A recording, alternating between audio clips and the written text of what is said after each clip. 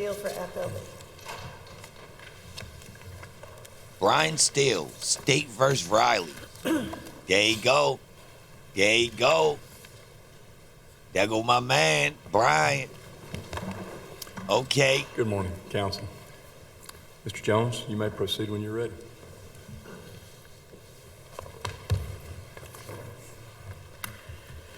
Mr. Chief Justice, and may it please the court, the issue in this case is whether an indictment, which shows on its face that it was issued by a grand jury and signed by the grand jury foreperson, becomes not an indictment but an accusation because of a clerical error which misstates the charging authority. So why don't I put this indictment up here? I think it's a little generous to call it a clerical error. I'm sorry? I think it's a little generous to call it a clerical error. Yeah. I mean, this is a, I don't know yet what to call it. It's a mishmash. Oh. It's really kind of a hybrid document. What? Do you quarrel with that? I would submit that it is, in substance, an indictment. However, I agree as far as I would not have written it in that way. Yeah, because I do think of a clerical error as like, you accidentally left a word in or you forgot to put your comma in. Oh, Brian gonna dust him. You've got elements of different kinds of charging documents. Yes. Brian gonna dust him. Well, I would actually submit that even though it does say that the district attorney charges and accuses, keep in mind that the only error there is the words district attorney as opposed to grand jury. That's kind of a big deal. So where in the indictment does it actually say indictment? Where in the charging document does it actually say that the grand jury charges the defendant with anything? That particular quote is not in there. Oh. If I may put it up on... Isn't that the point of an indictment? Whoa. I'm sorry, isn't that what? Isn't that the point of an indictment, for the grand jury to, to serve as evidence that the grand jury has charged the defendant with a felony? It is. And while that particular phrase isn't in there, we can look at other elements that this is the indictment here. And the most important element that I would submit is right here, where it says true bill and signed by the grand jury foreman. It's got the right cover page. Yeah. Ooh. It does. And Spandex. in substance, this is part of the substance of the document. In fact, in venerable case law from this court, that is what makes an indictment, is the fact that it's endorsed by the grand jury. There's evidence here that a grand jury looked at this, that a grand jury... Well, I mean, isn't there equally evidence that somebody slapped this cover page on something that wasn't an indictment and you had a person sign it? I mean, you could make that argument. Respectfully, no, and the reason is because of the listing of the charges here. These charges are all specific to this case and lining up with with each individual count. None of which can be charged by the DA himself, but rather have to be charged by the grand jury.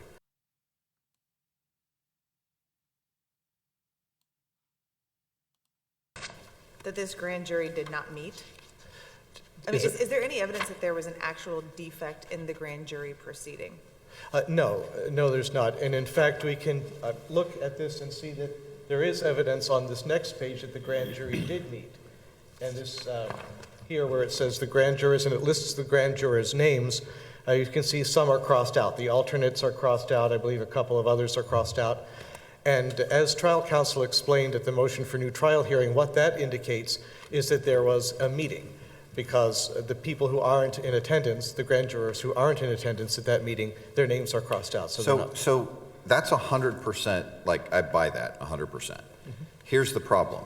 In a normal indictment, what comes after this language, the grand jurors, and lists the names, it then says they charge this defendant with X. Mm-hmm.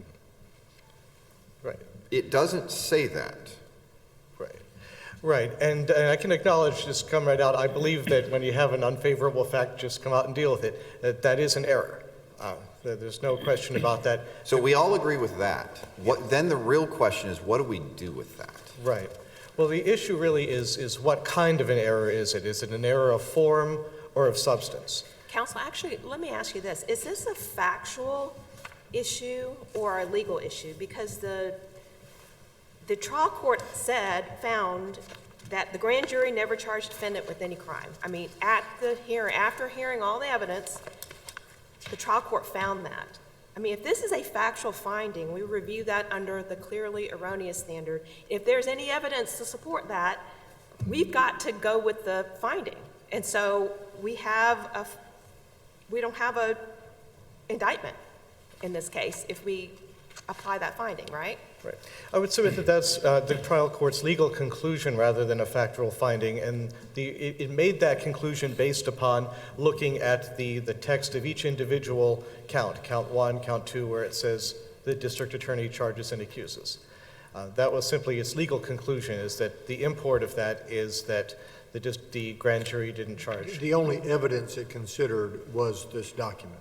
Yes. Yeah. But that's because did the state present any other evidence that this was in fact presented to the grand jury and the grand jury considered it and this was just some sort of issue with the form of it, but that the grand jury actually looked at this?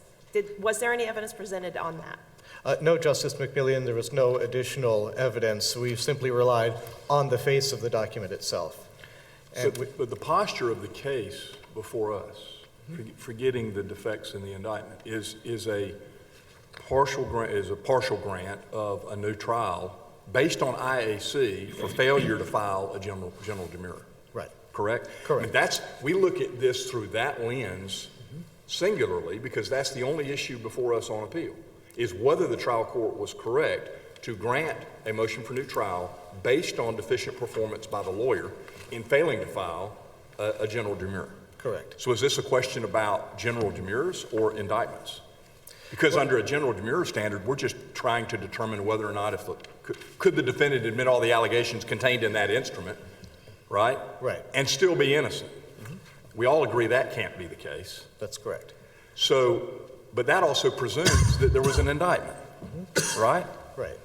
And I would submit that the reason how we concluded it's an indictment is simply by examining the document as a whole. And as I point out on this. Well, you're really better off just focusing on page 1 that says indictment and says it's a true bill. Once you look at the document as a whole, you have actually a harder case to make that it's an indictment. Since we are talking through the lens of IAC, let's talk about what prejudice looks like here for a second. If deficient performance was failure to file the general demurrer, that can only be prejudicial if filing a general demurrer would have resulted in dismissal of the case. Right. What would have happened if a general demurrer was filed to this document? Couldn't the state have just gone and re-indicted the case?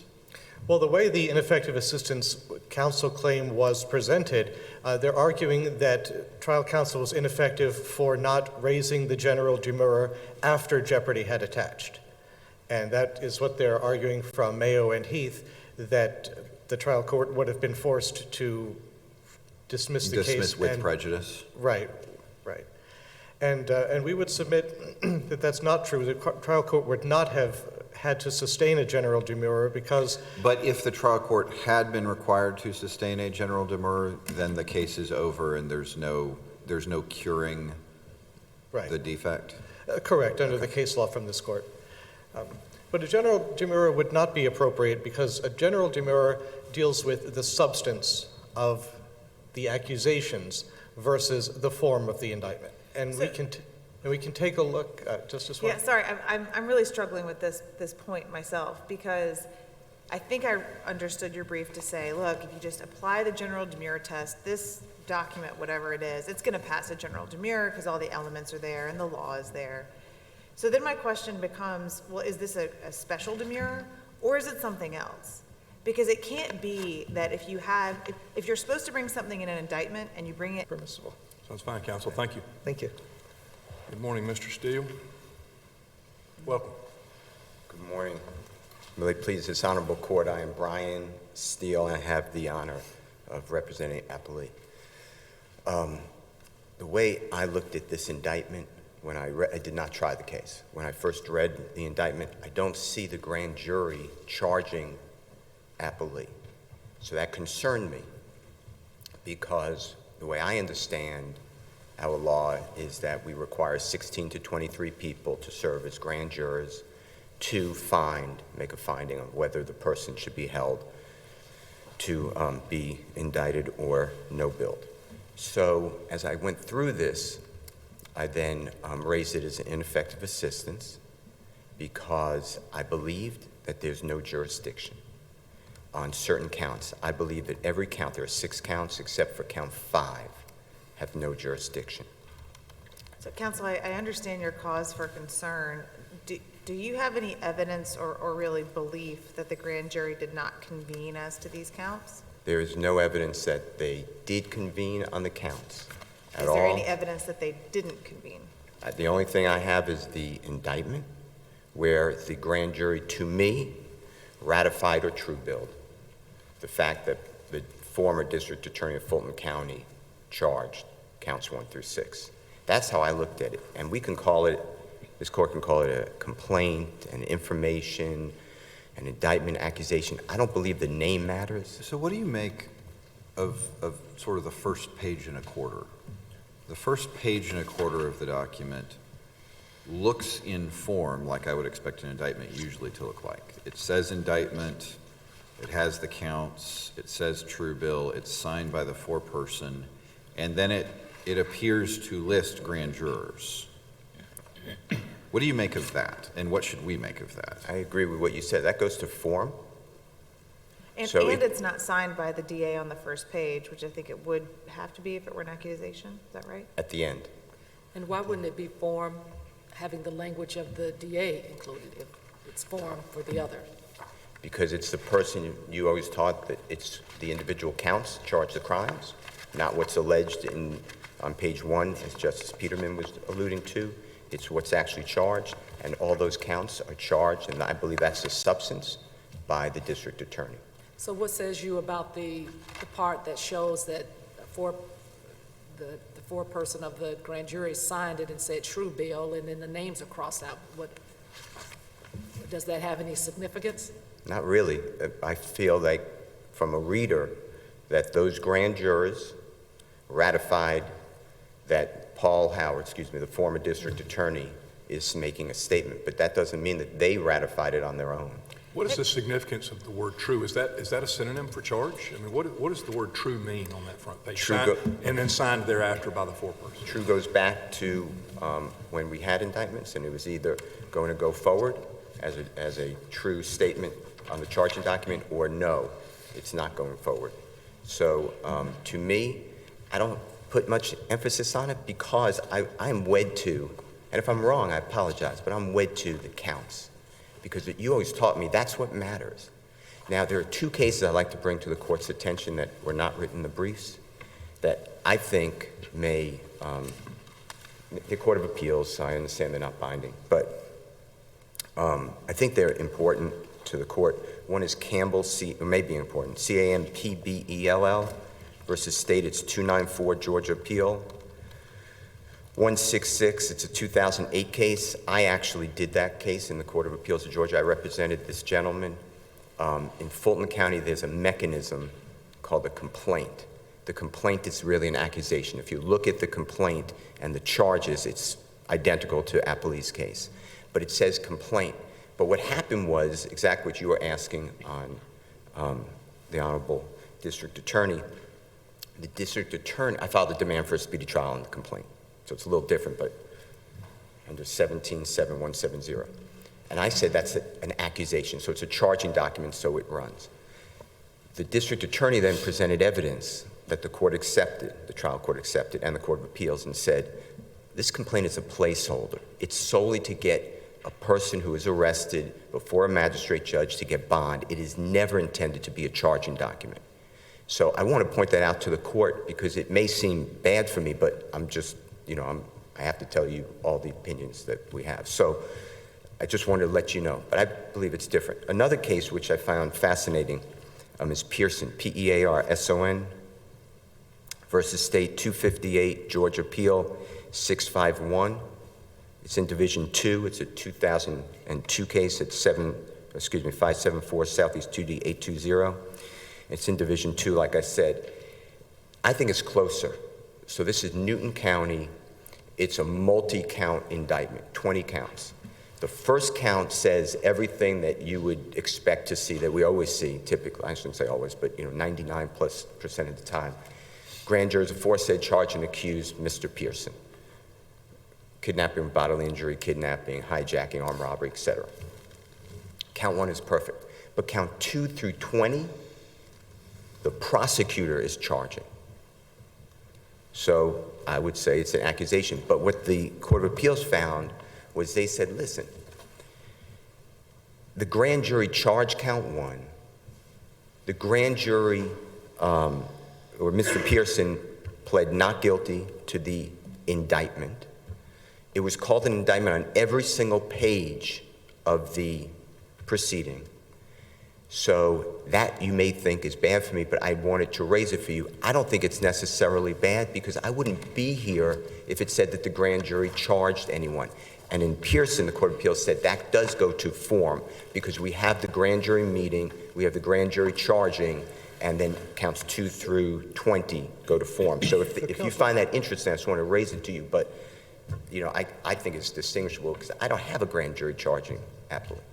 Can you spend a few minutes, and I heard the state's rendition, and I appreciate it, talking about the harm side of the IAC, the prejudice side of the IAC claim.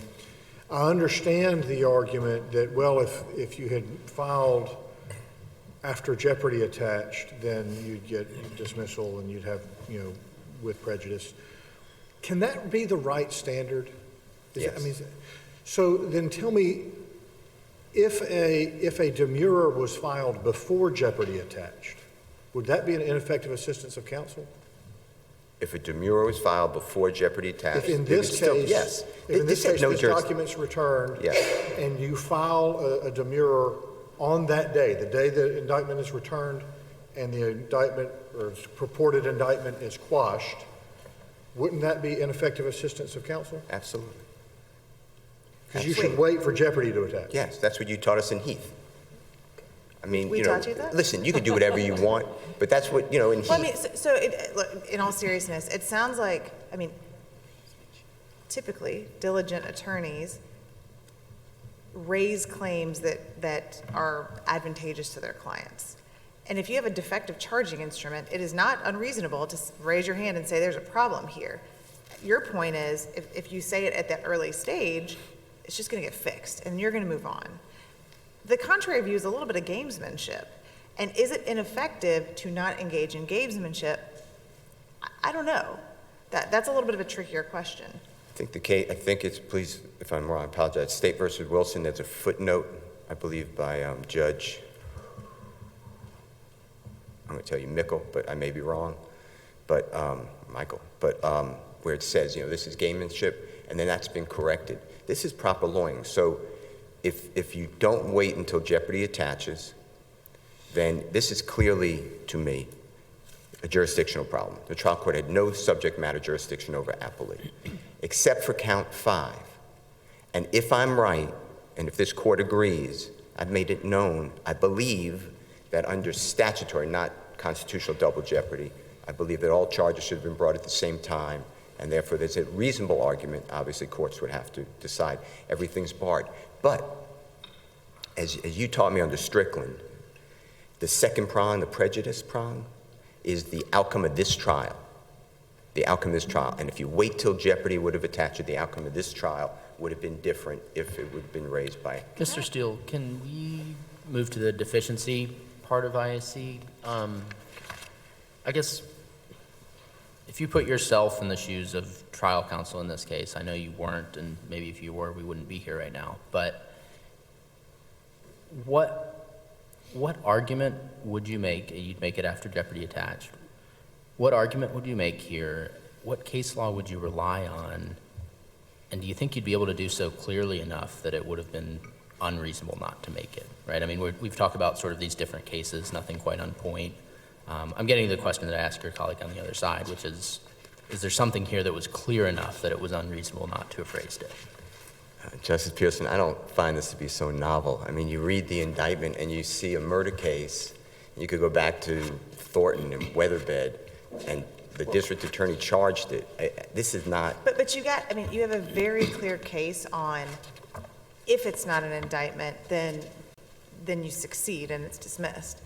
But you don't cite nobody cites a case that clearly explains how we are to determine, is this an indictment or is this an accusation? And I spent a lot of time looking. I didn't find one either. I find, just like you, I found lots of little bits and pieces that inform that decision. But on AC, it's got to be pretty clear.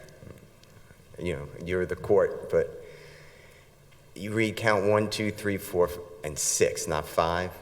Where does your ratification theory come from? It's interesting to me. I had not thought about it as a grand jury ratifying a different document. Is that just sort of your post hoc explanation, or does that come from some kind of case law? Well, I always, Intuition? you know, we don't have to have page 1 or 2 like Justice Peterson said, you know, which look like the indictment. We don't need that. All we really need, that's a form. That's a form that the legislature said you should substantially do this is correct. We don't need any of that. The substance of this indictment is in the counts 1 through 6. And to me, I don't see it so novel. I don't see it, you know, for ineffective assistance, deficient performance. Somebody had to read that indictment. In a sense, the Mayo case that you cite, I think, works against you a little bit here, because that case was about, look, the state really tried to use an accusation against someone when they weren't supposed to, and it really wasn't disputed that they tried to use the accusation. If those were your facts here, I think it would fit much more neatly into that line of cases. Here, we're still trying to figure out as a threshold matter which one it is. Well, if you're figuring it out which one it is, then the trial court, in my opinion, made a determination factually that should not be. Is that a factual determination, or is that like, I mean, there's an argument it's legal, and there's an argument that it's applying law to fact that we would review de novo? I think it's factual because the state had every opportunity. Once I raised this, the face of this indictment shows that it is not the grand jury's charges. That's how I read it. And if I'm wrong, I apologize. But I read this a lot. I cannot get where the grand jury charged any of these counts. And if that's true, if I locked in correctly, then everything else is mere surplusage. It's the form, the substance is there. So the burden then shifted over. So is that a to the special state. demurrer, if it's form? Should it be special, not general? But the substance, the form is the page 1 and 2. The substance, we could admit to this. I could go to trial right now on this case, and I could wait till Jeffrey attached or didn't attach, and I can say you have no jurisdiction. And in my opinion, Because what you would be admitting to is District Attorney Paul Howard charged you with this. That's exactly, and he cannot charge me. So I am innocent of those charges. So coming back to Justice Pinson's question about novelty, it seems to me there are two types of novelty.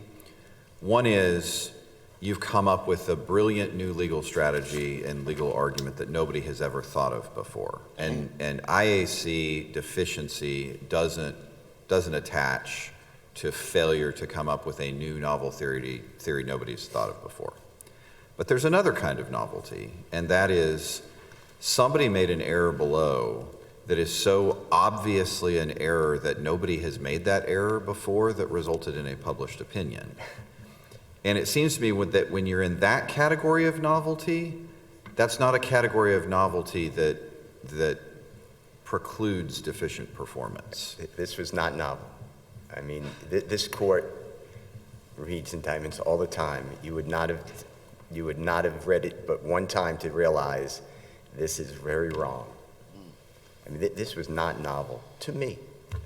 It's just obvious, actually, to me.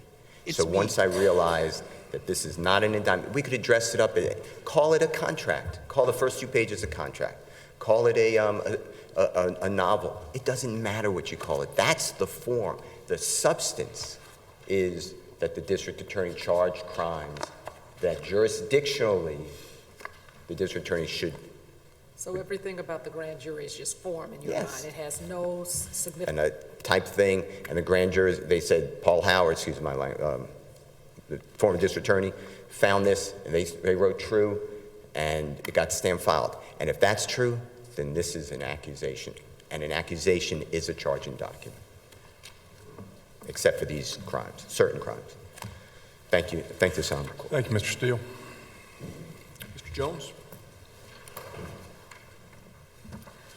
Thank you, Your Honors. Let me, in my last 90 seconds, try to give Justice Warren a little bit of that research that she was looking for. And these are just a few of the, as I say, venerable cases. I say venerable because it's a lot better than saying old.